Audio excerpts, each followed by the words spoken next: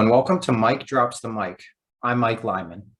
Today, I'm excited to be joined by Paul Guzman. Paul is an actor and he can currently be seen on Hulu in Hulu's hit show, Pam and Tommy. Paul plays Vince Neil, who's the lead singer of Mötley Crüe. Pam and Tommy tells a story of Pamela Anderson and Tommy's Lee infamous sex tape, which was released to the public, and it talks about the story of how that got released and the drama that went on behind it. Pamela Anderson is played by Lily James, and Tommy Lee is played by Sebastian Stan. But today we're talking with Vince Neil, Paul Guzman. Paul, how you doing today? I'm great. How are you? Not too bad. So you're living in LA right now? Yeah, I'm in Los Angeles. Okay. Have you been there your whole life? No, I'm from Chula Vista originally, which is a part of San Diego County. It's like the more southern part of it. And then I moved to LA about 7 years ago now. Wow. Okay. Yeah. Awesome. And before Pam and Tommy, you were in a bunch of different shorts. You were in Department of Offense, Sonder LA. What was like life for you before Pam and Tommy? Um, it was a lot of like non-union stuff, a lot of independent stuff. That was really the scene that I was in. Pam and Tommy's the first like thing with like a big network and huge budget that I've been a part of. So it's been great. Yeah. So your life drastically changed, I'm assuming, from when you found out you got the part as Vince Neil, the main singer for Mötley Crüe. What was the audition process like when you were auditioning to play Vince? The audition was pretty straightforward. It was like a classic agent sends you audition. I I was all through self-tape because of COVID, and it was just one round. There was no callbacks. And yeah, it was pretty straightforward. I do know that earlier that week I had auditioned for the same office, Betty May Casting. So I think that also helped. Like they were able to see me in two different ways because it was not at all like Vince Neil. And I do think Sure. that helped. Sure. And you're talking about the self-tape because of COVID and having to deal with that.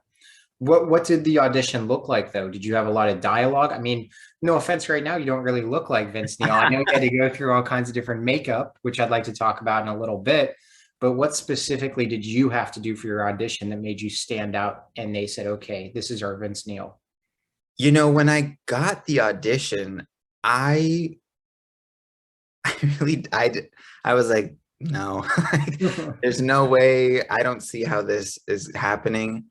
And because of that, I really thought the audition that I did earlier in that week for them, I thought that when I was like, oh, I was like, I nailed this, done, book city, like here we go. And then when I didn't get it, I thought, oh, like maybe this is them just like being really nice to me and sort of throwing me a bone. So I really had no, I was like, there's no way. So I didn't get a blonde wig. I didn't do that. I did wear a lot of eyeliner, Hmm. and I wore like a lot of like jewelry Sure. and like a headband. So I did do that, but my whole vibe was just so relaxed because I like there was just no way. So I was very relaxed about it, and then consequently I it was like the best audition of my life because I was so relaxed. Oh, there you go. Yeah. So how long after your audition did you find out that you were cast as Vince? I think a week after they told me, my agent told me that I was like in talks. Like that was like, and I was like, oh, cool. Like, do I talk to someone? She's like, no, they're just, you're on the list, but they're, seeing a bunch of stuff. And I was like, okay. So that was a weekend. And then I think a week after that, they were like, you got the part. Wow. Uh, we're going to get you COVID tested. We're going to, send you some scripts. We're going to, obviously there has to be a lot of hair and makeup that needs to be done. I was like, yeah, sure, let's do it. Sure. So how'd you go out? You'd celebrate when you found out you were Vince? What was the celebration like? I didn't really because I mean, first of all, everything was closed. This was much earlier. The vaccine had just come out. So it wasn't like everyone's out doing stuff, especially in LA. There was a lot of closures and stuff. Sure. So That's it true. wasn't, there wasn't, I wasn't like, but I did tell I was worried about telling people because I was like, what if I get fired? Or like, I didn't Yeah. know because it Mhm. was such a big transformation. I sort of thought in the back of my mind, well, there's always a chance that they like do it and then they go, not so much. And then they just fire me. So I didn't tell too many people because I Yeah. didn't believe it myself. Well, I think also COVID gave you the opportunity maybe before filming that did you have chance to read the book written by Motley Crue, The Dirt? Did you watch the Yeah. movie The Dirt? Did you watch live performances of Vince interviews? How did you what research did you do to try to become Vince Neil? All of that. So I read The Dirt and then I saw The Dirt, which was amazing. I thought everyone did a great job. And then Vince has his own solo autobiography called Tattoos and Tequila, Hmm. or Tequilas and Tattoo. It's something about tequila and tattoo. So I listened to that on Audible, and then I started doing a bunch of like reading a bunch of interviews and seeing YouTube clips, and just sort of started from there. Yeah, and so this is my question. I generally think it's so cool whenever there's actors who just immerse themselves in a character that really happened, like Taron Egerton with playing Elton John. You know, it's so cool to see you transform into a character that is so well known as Vince. But that's a lot of pressure as well, I would think, because you want to make sure you portray them accurately and to the best of your ability. Did you feel a lot of pressure, or are you just so excited to do your research and just become Vince? I think the preparation was stressful because I hadn't been to set yet. I didn't know what I would look like or how it would feel. And so I think that part was more stressful because I just didn't know, and I would sort of fill in the things I didn't know with insecurities. And then once I got on set, I was a lot more relaxed. And also because then the rest of the band was there, and they like especially the two other guys, Chris and Iker, Mhm. they like we were able to talk about stuff, and I was like, okay, like yeah, it started being a lot more fun. And yeah, I think I felt less pressure when I was on set because I was also like, oh, like Sebastian and Lily are like doing the thing. It's like, Yeah, oh, it's Pam and Tommy. It's not Pam and Tommy and the band. So I right, think that helped too because I was like, okay, it's not like it's about me. So there was less pressure for me. right. And while the dirt focuses on the band, you're 100% right. This is focusing on Pam and Tommy. And so, what was the makeup process like? How long did it take? How many days were you there shooting? Was this like a couple hours every day for a month or so, or what was it? What was it like? It was it was over the course of about 3 months, but it was not every day. Some weeks I wouldn't go in at all. It all shot in LA, so that's part of it. Sure. Um, but I went in, I want to say like maybe 7-ish days in total over the span of 3 months. Hmm. And the makeup process, that was intense. That's the first time it took about 3 hours and a half because they were testing a bunch of like they would do my hair, then they would go, no. And then they would do makeup, no, less makeup, more makeup.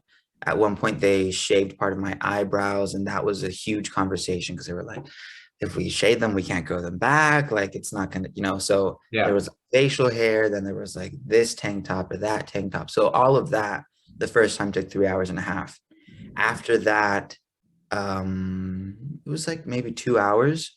So it got a lot more efficient. And like the tattoos take time because I didn't have, so the whole thing was first I got fitted for a wig, which was like they basically make a dome of your skull. I get like your head, and they fit this lace front wig that lines up exactly with your personal hairline.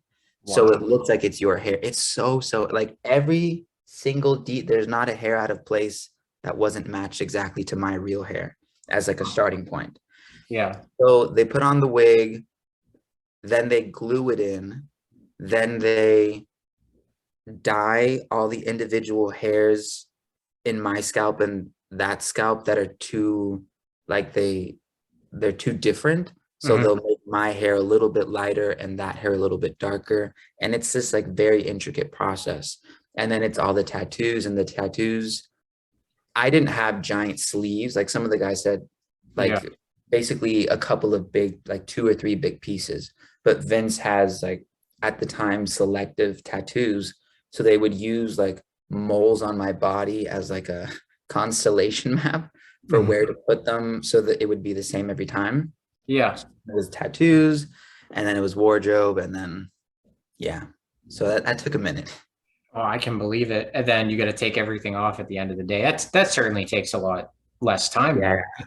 Oh, that they got really good at that. And I was actually, we really wanted to keep our tattoos over the weekend. Like, please, just one day, maybe the last day. They're like, no. So after every shoot day, Aw. we just like go in and go like this, and then like two or three people would just like strip everything off.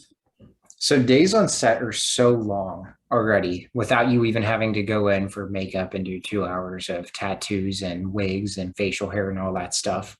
What do you do while you're sitting in the chair? Are you looking at scripts and dialogue for the day, or are you just relaxing, having a good time? I think it depends on the sort of day. Like there's one day where we had a lot more involved things, and there was a choreographer on set who actually toured with Motley. She was the dance captain, and she, hired dancers and taught them the sort of background roles for the band. Mhm. So like when she was on set, it was just like getting as much information from her as possible and rehearsing and all that stuff. But for other days where it was very chill, we just chilled. And I did try. Also, it was really cool. Like everything was so cool, Yeah. and everyone was just knocking it out of the park. So as much as I could, I would just watch. Like it wasn't like if I had the opportunity to just be on set and just watch, I would. It wasn't like we were just like in our trailers, because it was very exciting. Oh, sure. It's a major production right now. I mean, you're just immersing yourself in that environment. I'm sure it helped you learn so much as a young actor. And what were some of the things that you learned, perhaps maybe from Sebastian, maybe from Lily, maybe from some of your other co-actors? What did you learn about the acting process, and how will you use it to become a better actor? From Lily, I spent the least amount of time with because most of our scenes were like the band scenes. Sure. But I do remember the day. So this episode already aired, but it's the day where I think it's episode 4 where she goes into Capitol Records and she's like, I'm pregnant. And she And shows the, yeah. yeah. I So did see that. I was going to ask about that too. Yeah. So so yeah. that's the day that I met her. And I remember like the rest, we were like chilling in the like music studio, and she and Sebastian come in. They're like, we did, we're pregnant. And they came in with so much energy that the rest of us were like, because we were like at a 2 in energy, and they came in with like an 11. And we had not seen anything. We had not been on set yet. And we were all like it was so much. We were like, oh shoot, like we gotta like get on their level. So I think from Lily, I really learned to just dive in, just jump in, to go for it. Like she was completely fearless, and it was just she just was Pam. I don't know how to explain. I think the first episode people see, they're like going in and out of like, is that her? Is that not? Like there's just like what's Mhm. happening. And that was the same in person. It was like, whoa, like how, what? Like, so there was a lot of that. And then from Sebastian, um, he was really really cool to us. And he included us in conversations, and he made us feel like a part of the team. And I think that's the most that I learned from him, just like how impactful a set leader can be, to like it trickles down so much when Hmm. you include people and you make them feel like they have a voice. And I think just the way he handled himself on set, I was very impressed by. I was like, okay, just like mental note, I got to keep all this. Yeah. Yeah, wow. And I mean, we were talking about seeing Lily and Pam and even Tommy Lee and Sebastian. I mean, they just look so much alike. The makeup and everything, just it's breathtaking. Even just looking at the set photos and things like that. Yeah. But you talked about on your first day how the makeup took 3.5 hours. After that was done, what was your first day on set like? Whether that was meeting Sebastian the first time, working with the director for the first time, meeting the guys. What was your first day like? The first day was actually just a photo shoot for the band. So that was stressful because I hadn't met anyone. I hadn't bumped into anyone on set. Like I got to set and they were like to hair immediately. And I was like, okay. And I was just like being led to do things. And then my makeup was taking the longest. And I knew that everyone else was already on set, like not in their trailers, but like actually on set. Yeah. And this was when we were doing the eyebrow thing and they were like, should we do it? Should we not do it? And there would be a knock on like the makeup trailer, like, we're ready for Paul. They're like, he's ready when he's ready, you know? Yeah. And it was like 10 minutes, 15 minutes, 30 minutes. And I was like, everyone's waiting for me. I started getting really like flustered. I was like, everyone's waiting for me. Like, what if they think it's, it's my fault or something? Yeah. So I was ready. They rushed me off to set and I have to like turn the corner, like around a building. And I was going to make this joke about like how Vince is always late. And it was going to be this like, in my mind, it was this like great icebreaker, right? And I turned the corner and there's like 40 people just like waiting, like eyeing me down, like waiting for me. And I was like, I didn't say anything. I got froze, I froze up. And I knew it was a photo shoot, but I didn't know. And again, I hadn't met anyone. I didn't know what was happening. Everyone had a mask. So I also didn't know who was who I didn't know which eyes to look at. Mm-hmm. And the photographer's like, get on your mark. We're going to get going. And I was like, okay. And I'm like stepping onto my mark and it's like me. And then the rest of the band is behind me. Yeah. And I haven't introduced myself. I'm just like, I see who I assume is Sebastian. Like, I'm pretty sure, he has his mask on, but like, I'm pretty sure. And I'm just like, what? Like, what's happening? And they're like, take off your camera, your mask. And like the flashes start. And I'm like a deer in the headlights. I don't know what's happening. I still haven't said hello to anyone. Like, it's just madness. And then I start getting into it, I'm like, pose, boom, boom, Vince Neil, rock and roll. And then they say that they want us to do improv, like as if they don't want us to do this like specific pose anymore. So instead of like being me here and them back here, they all like join in a line.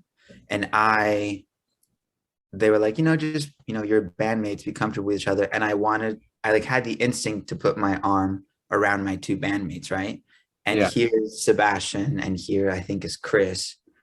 And as soon as I touched Sebastian, I was like, oh shit. I was like, I just had Sebastian. And should I have done that? And I was like, should I have asked? Like, there was so much like, I haven't even said hello. Like, is this weird? And then he turns to me and he's like, yeah, man, just go for it. And I could really feel my shoulders just like completely relax. And then from there, everything was good. It was just that first sort of weird being behind schedule and not knowing who was who. And also by then, in between shots, people had come up to being like take off, like, hi, I'm so-and-so. I'm like, oh, okay, like this is so-and-so.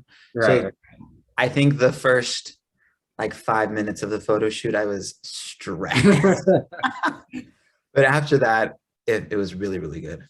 And I've seen a couple of the photo shoot pictures, man. That had to have been so much fun. Just, you guys are Mötley Crüe. Like that's so exciting. Yeah. The stuff we did in episode 8 was like what you expect to do when you get cast as like a band member. So it was very cool. So there's good things coming, episode 8, you're saying? I mean, I didn't make the edit, but yeah. Yeah. Okay. Of course. So yeah, we've seen you in a couple of the episodes. Like we talked about the photo shoot, and we talked about when Pam and Tommy come in and talk about Pam is pregnant. I know you can't talk about future episodes coming up because we don't want any spoilers or anything, but I'm sure there's all kinds of awesome experiences and all kinds of awesome content coming up that should be really exciting. So When you watch the show, do you watch it with anyone, family, friends, or where do you watch it at? I watch it alone because I didn't know. I was like, I don't know. I thought it was weird. I was like, if I watch it with people, then they're gonna feel like they have to compliment the show in front of me. Oh, And I was like, is that weird? This is the first time something like this widespread has happened, where like people who sort of know me distantly will be like, oh my gosh, that's you. Da, da, da. So I've been watching it alone and then like texting people about it. So yeah, that's how it is for now. okay. And then I don't know if you can answer this or not, but will we see you in this upcoming week's episode or maybe in week after? Potentially. I mean, editing, you don't know, but is there a This is episode possibility? 5 coming up, I believe. Yes. And I can tell you that I did shoot for it. Okay. And I know that there were stills released where I see the band in it. So Hmm. that's not giving away anything. And then I think that's that episode. So episode 5 and then episode 8. And Okay. episode 8 is, I think, where there will be a little bit more of the band. And you're very excited for episode 8. It I'm sounds. very excited for episode And I 8. think episode 5, I don't know. Again, I don't know, but I do think I feel like I saw a while ago some paparazzi pictures potentially with a band that might have come out. So I don't know if that's a future episode or not, but it's exciting to see either way. Yeah, yeah, I'm very excited for it. I just want all of it to come out. Yeah. Oh, I'm sure. I'm sure it's like torture in between week by week after you finish an episode. You're like, oh my gosh, I got to wait for next week's episode. I can't Yeah. even imagine. So, what else do you have coming up in your life right now? What do we have any future projects planned? There's nothing that I can like talk about. Sure, But understandable. right now is there's like a couple there's I'm working on an audition right now that I'm just like I just want to tell everyone about it, but I'm not supposed to. So I Don't feel yeah, I free. can't actually say anything, but it there is a difference between the things I was auditioning for before Pam and Tommy and the things I'm doing now. So that's very, very exciting. That's awesome, man. I'm so happy for you. Congratulations, man. Thoughts and prayers. Hope you get it. That'd Yeah, be fingers crossed. yeah. So, one of the last things I like to do for these interviews is what I call 7 quick questions. So it's 7 short answer questions, just to get to know you a little bit better. It can be about what we talked about or not. Just is that okay? Sound good? Yeah, yeah. All right. Question 1. What is your favorite movie? Pan's Labyrinth. Pan's Labyrinth? Yeah, I was really into like sci-fi and fantasy when I was younger and like anime and cartoons. And then Pan's Labyrinth was the first time that it was like grown-up sci-fi for me. Hmm. And it was also in Spanish and I speak Spanish. And it was this like really great sort of I found it at the time where I was starting to become more adult, and then this was more like adult. So I think that movie has a very special place in my heart always, Pan's Labyrinth. Okay. Who is your favorite actor or actress or both? Mm, I'm gonna say right now, Kate Blanchett, because I just saw the trailer for the new Lord of the Rings stuff. So then I started watching old Lord of the Rings stuff. And Yeah. then I was like, God, she's so good. Like I saw that thing where like she's like the regular elf and she speaks like she's older than time. And I'm like, how is she doing that? And then there's that scene where she's like tempted by the ring. And I was just like, that's so good. So right now, Kate Blanchett. Okay. So you're a young actor, but that being said, you've just had an incredible experience on Pam and Tommy. What advice would you give to somebody who's maybe a little bit younger than you pursuing acting? Is there any advice you wish you would have known at this point? I have tons. I What feel like about one key takeaway? I think it's not, this is difficult, but it's not complicated. And I think that's the part that really used to mess me up. And I used to make things a lot more complicated for myself than they really were. And it's really as simple as, if what you're doing for your career isn't working, then don't do it. Like, that sounds so simple, but like I was doing the whole like independent student film, that sort of vibe. I did for a really long time and I learned a lot from it, but I could have done that for a year instead of like the 4 years that I did it for. And I kept like doing it and doing more and more and more and being like, where are my auditions? Why am I not going for like network stuff or like things with actual budgets? And then eventually someone was like, well, what are you doing right now? And then I told them, they're like, well, then just don't do anything but that. And I was like, what? Like, it blew my mind because all the people around me were doing the same thing. And everyone always says like, just stay in LA or keep doing it. Your chance will come.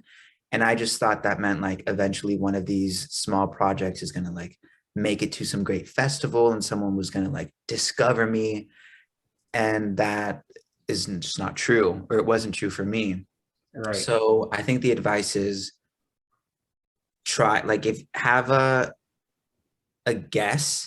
an educated guess at what you need to do to make your career work. Try it, get some data. If it didn't work, try something else. It's really that simple.